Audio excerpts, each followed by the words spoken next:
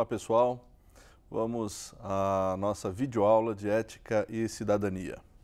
Hoje nós iremos considerar algumas bases vitais da ética, da moral e da cidadania, uma definição de conceitos desses termos-chave e também iremos considerar a importância do estudo da ética. Vamos adiante. Por ética, nós podemos definir como a ciência que estuda o comportamento moral do ser humano em sociedade. E aqui nós temos alguns aspectos que precisam ser pontuados.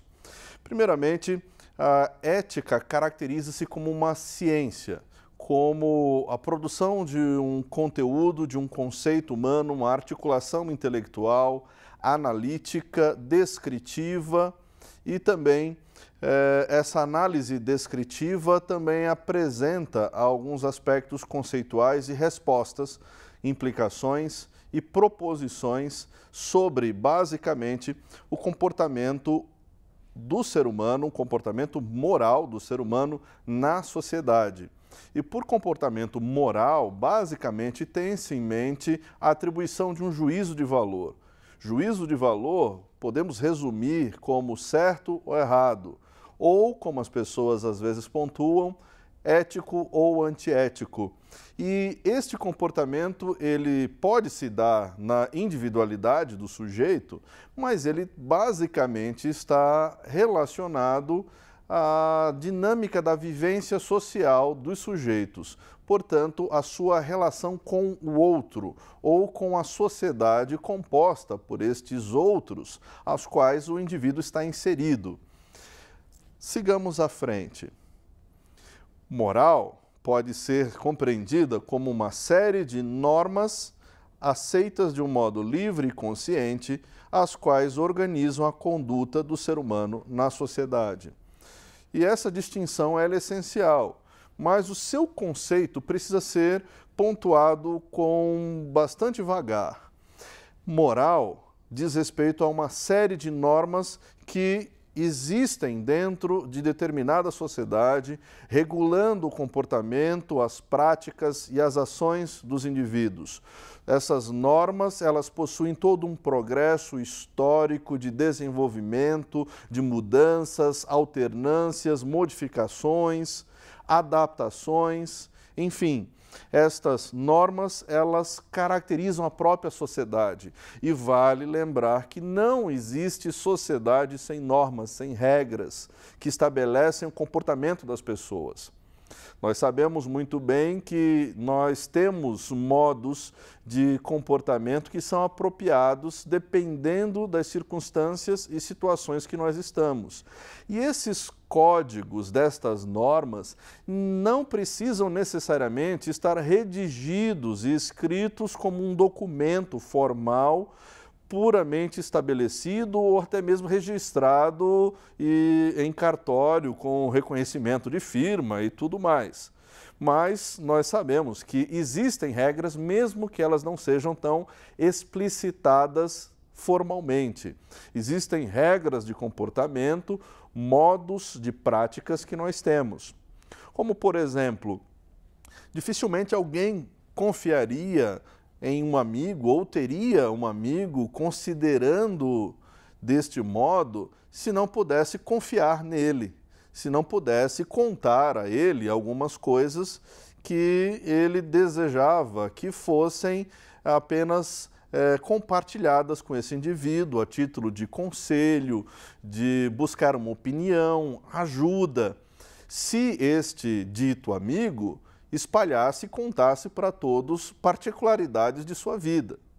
Portanto, nós sabemos que existem regras que definem as amizades, definem estas relações, ainda que ninguém vá, no início de uma amizade, redigir um contrato para serem amigos e, após a redação desse contrato, formularem parâmetros, limites, ou formulados também as implicações, formulados também os castigos que seriam aplicados àquele que desconsiderasse as regras, e após esse documento redigido, ele também, diante da concordância de ambas as partes, ele fosse lavrado em cartório com reconhecimento de firma e tudo mais.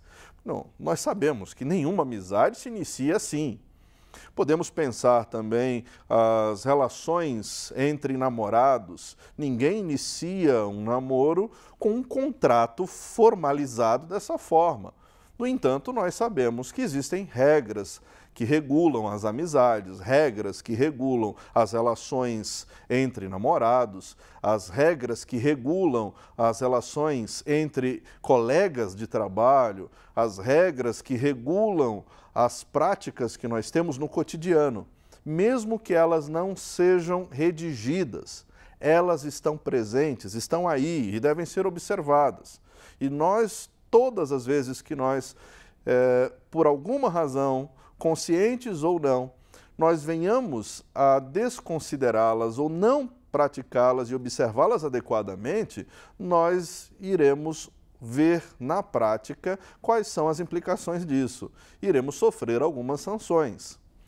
E a moral se constitui exatamente como essas normas. Tanto as redigidas ou não, elas fazem parte das estruturas do nosso comportamento na sociedade. Mas vale lembrar também um outro aspecto importante. Essas normas, elas precisam ser aceitas e elas são aceitas segundo duas características básicas. Elas são aceitas livre e consciente. Estas características da aceitação livre e consciente são importantes de serem ressaltadas.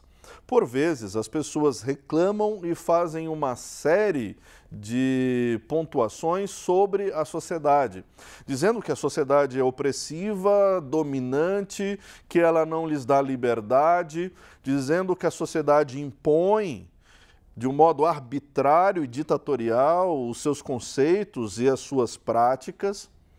Mas nós devemos lembrar que, se é desta forma, não é possível, de modo algum, responsabilizar ninguém ou quem quer que seja pelos seus atos.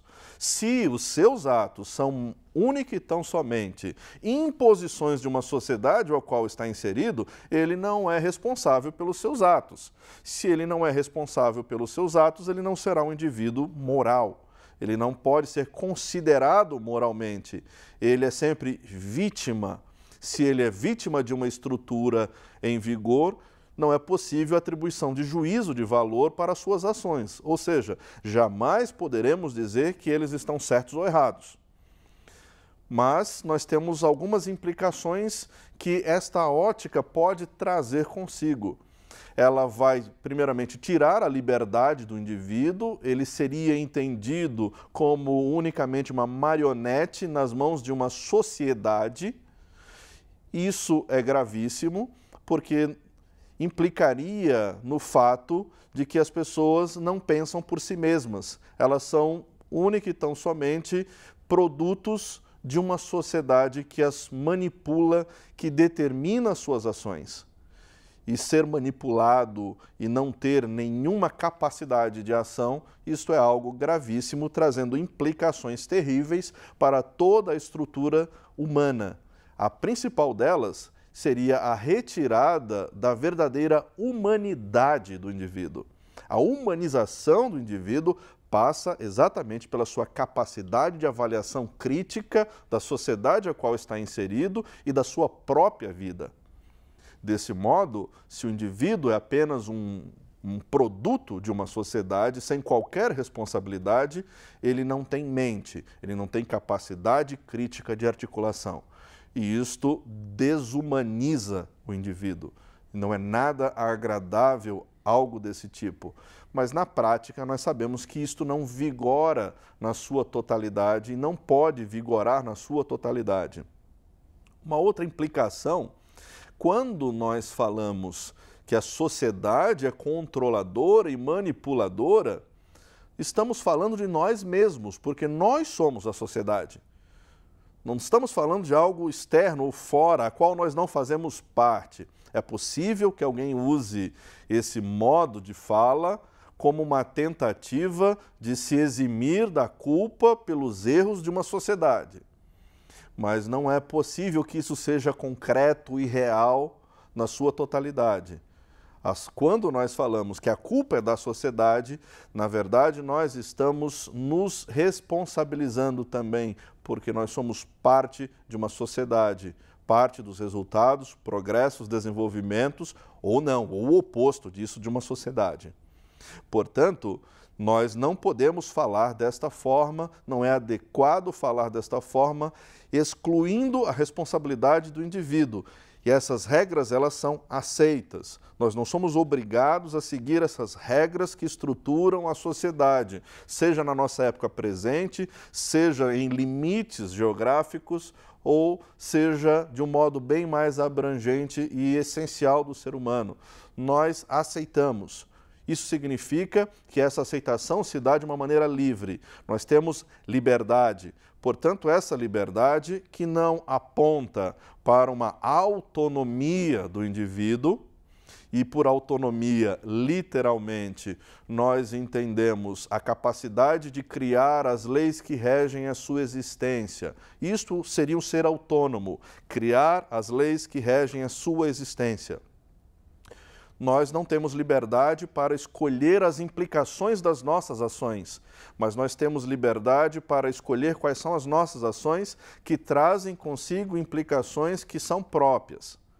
Se nós fôssemos autônomos, a autonomia nos faria capazes de mudar leis que regem a nossa existência.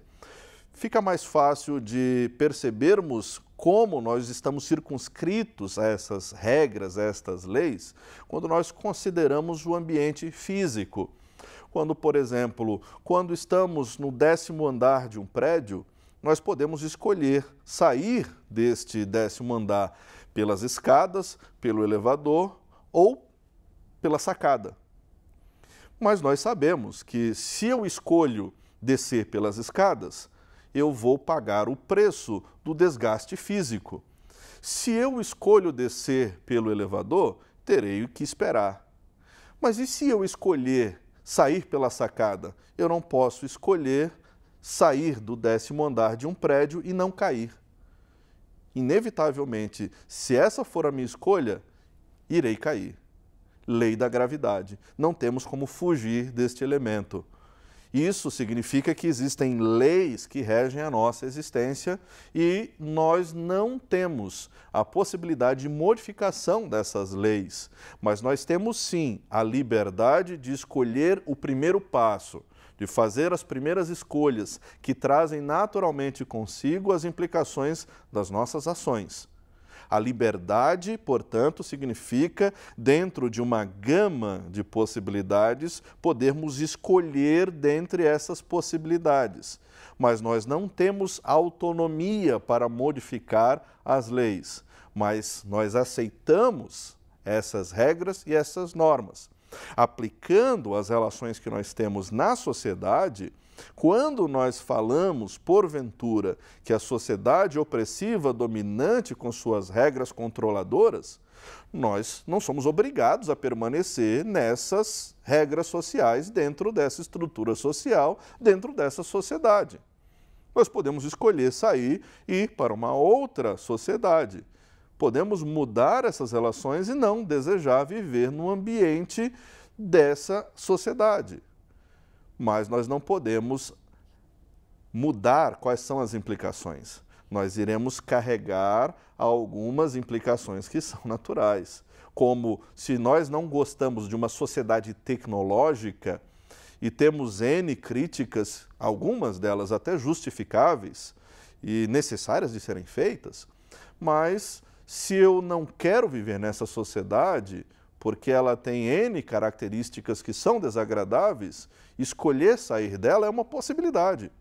Mas eu teria que abrir mão de vários elementos, várias coisas que ela me possibilita. Eu terei que abrir mão do conforto, da internet, eu terei que abrir mão do conforto, do transporte, eu terei que abrir mão das facilidades que uma compra virtual nos possibilita.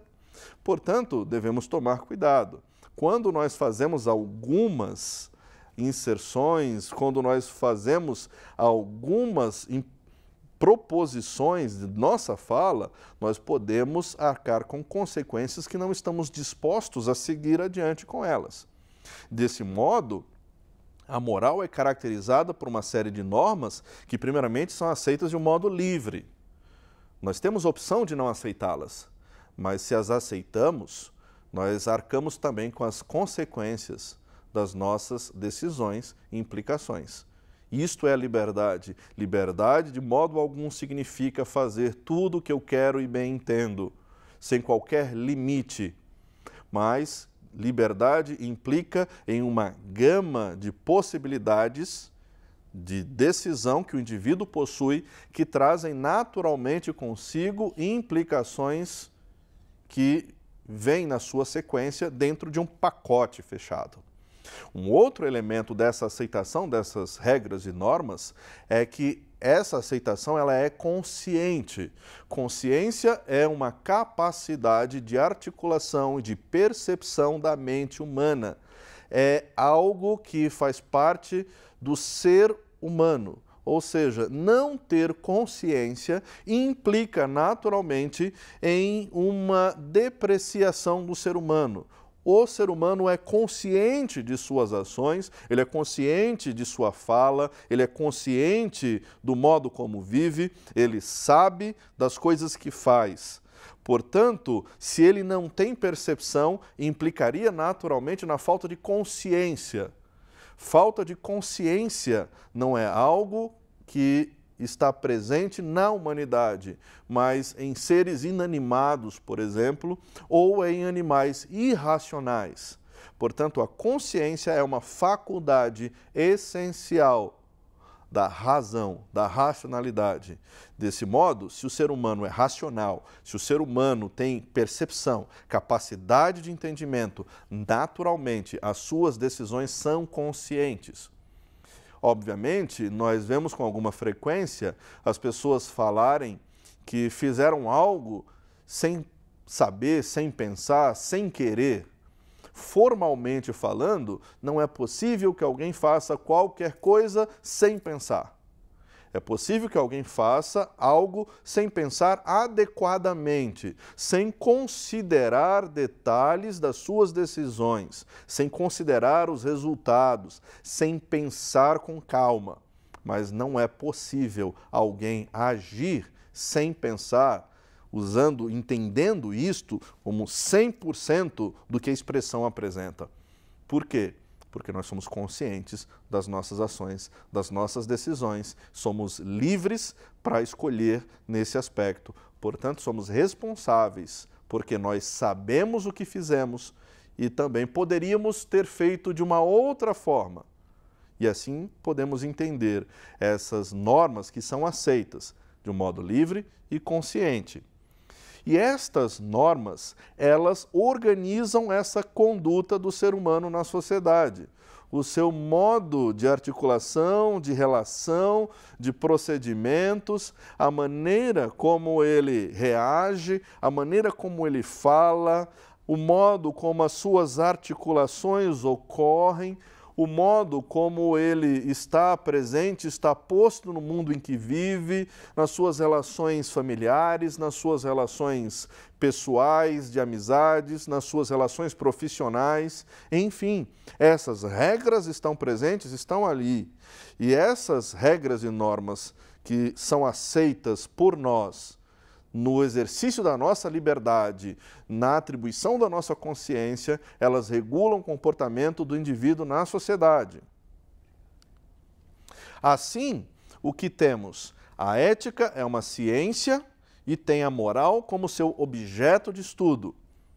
É como, poderíamos dizer, no campo da biologia, um biólogo, quando se debruça a estudar uma célula, esta célula é o seu objeto de estudo, de análise. E o exercício desta análise é a biologia. E aqui nós podemos pensar do mesmo modo.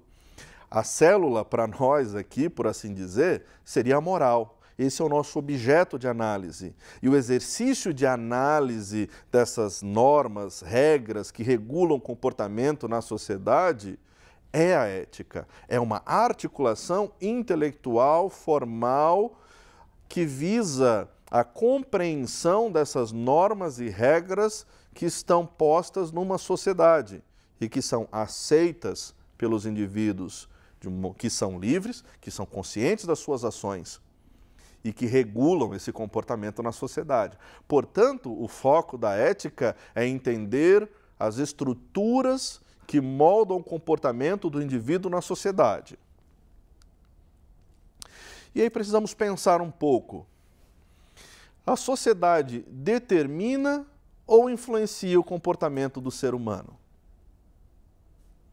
Qual a diferença entre determinar e influenciar?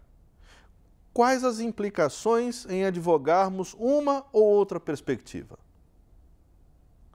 Pensemos detidamente sobre este aspecto. Precisamos também pontuar algo extremamente importante. Por que estudar ética?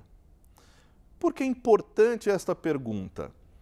Se colocarmos a palavra ética ou moral e os seus correlatos numa busca na internet, em qualquer site de busca, encontraremos milhares, talvez milhões de ocorrências desta palavra nas mais diversas áreas, nos mais diversos tipos.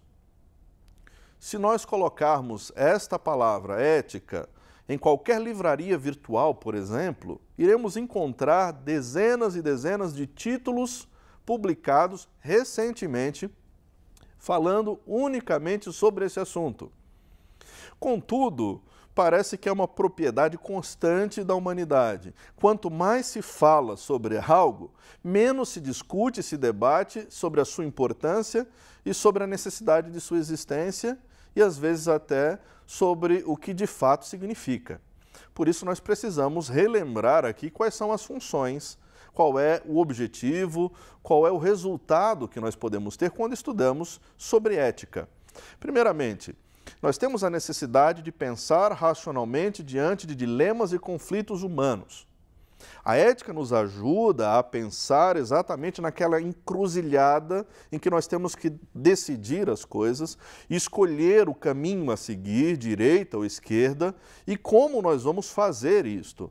E essa forma de pensar racionalmente sobre os conflitos que nós temos é algo essencial. E a ética nos ajuda a decidir porque ela nos mostra quais são as implicações, os resultados dos caminhos que venhamos a seguir. Outra função, ela nos dá ou nos apresenta também a necessidade de critérios que fundamentem nossa tomada de decisão. Ou seja, nós precisamos saber por que agimos como agimos.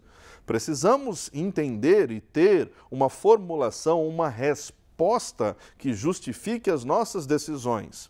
Por que isso é necessário? Porque mais tarde nós podemos ser tomados por uma angústia por decisões que tomamos anteriormente. Um arrependimento das decisões que tomamos. No entanto, quando nós relembramos que na ocasião em que precisávamos decidir a vida, decidir esses elementos, tomar uma decisão, nós pensamos adequadamente, pensamos observando todas as possibilidades que estavam diante de nós e optamos pela melhor saída que conseguíamos visualizar naquela época. Portanto, a ética nos ajuda a ter esses critérios, as respostas que justificam as nossas decisões. E nós não podemos viver uma vida sem tomar decisões fundamentadas, sabendo o que estamos fazendo. Nós não vivemos a vida de qualquer modo, deixando as coisas acontecerem sem saber para onde vai. Nós somos responsáveis por isto também. A ética também nos ajuda a compreender as fronteiras e os limites éticos. como uma prerrogativa essencial à sobrevivência em sociedade. Ou seja, entender a ética, compreender a ética é uma necessidade para a estruturação da sociedade. Não é meramente algo que é corriqueiro ou como um modismo, como todos hoje, de um modo geral, falam sobre ética, ou como é frequente as pessoas sempre discutirem sobre moralidade, ou algum tipo até que gere um tom intelectual ou de responsabilidade social, discutirmos sobre ética. Não, não é somente isso. Não é um tipo corriqueiro e transitório de uma discussão que ocorre na sociedade atualmente, de modo algum. A ética é uma necessidade de estruturação da sociedade. A sociedade como um todo, seja no seu sentido macro ou as suas micro-sociedades, precisam discutir as regras que estabelecem a sua estrutura de comportamento. Sem regras, sem limites, cada um faz o que quer. E não existe uma sociedade que seja forte, não existe uma sociedade que de fato subsista e permaneça sem regras, sem estruturas, em que cada um vive como quer, do modo que bem entende. Não é possível. Portanto, quando nós temos essas regras, nós devemos saber que elas são necessárias à manutenção de qualquer sociedade. Ninguém pode fazer o que quer e bem entende a qualquer hora e a qualquer momento. O outro elemento é que a ética também nos ajuda como uma gestão e planejamento da vida profissional. Isso é importantíssimo. Nós temos sonhos, nós temos um objetivo, e quando nós estamos envolvidos com a nossa formação intelectual, quando escolhemos uma profissão, às vezes há um largo custo, há dúvidas constantes e frequentes. Nós nos devotamos agora, após essa escolha, à nossa formação, que tem um custo elevadíssimo. E por custo não é apenas o aspecto financeiro, mas há todo um envolvimento pessoal e há todo um envolvimento até da família, de todos aqueles que estão envolvidos. E nós precisamos pensar em modelos que nos ajudem a gerir esta profissão que escolhemos. E opções erradas podem jogar no lixo todo um progresso de desenvolvimento ao longo do tempo. Tudo aquilo que foi pontuado, foi trabalhado, conquistado e produzido por toda uma carreira. Vale lembrar que algumas pesquisas têm mostrado que existem duas razões básicas para a demissão no mercado de trabalho. A primeira delas é chamada de incompetência. A segunda é descrita por problemas de relacionamento no ambiente de trabalho. Mas se nós pensarmos incompetência, nenhuma empresa contrata um incompetente de carteirinha. Ela contrata alguém julgando ser o indivíduo capaz de exercitar as suas funções e realizá-las a contento. Mas o que acontece então? Via de regra, se fala que o indivíduo é contratado por causa do seu currículo. Mas esse currículo, ele não confere com a realidade. Alguém tem os diplomas, mas ele não sabe fazer, ele não sabe realizar. Como isso é possível?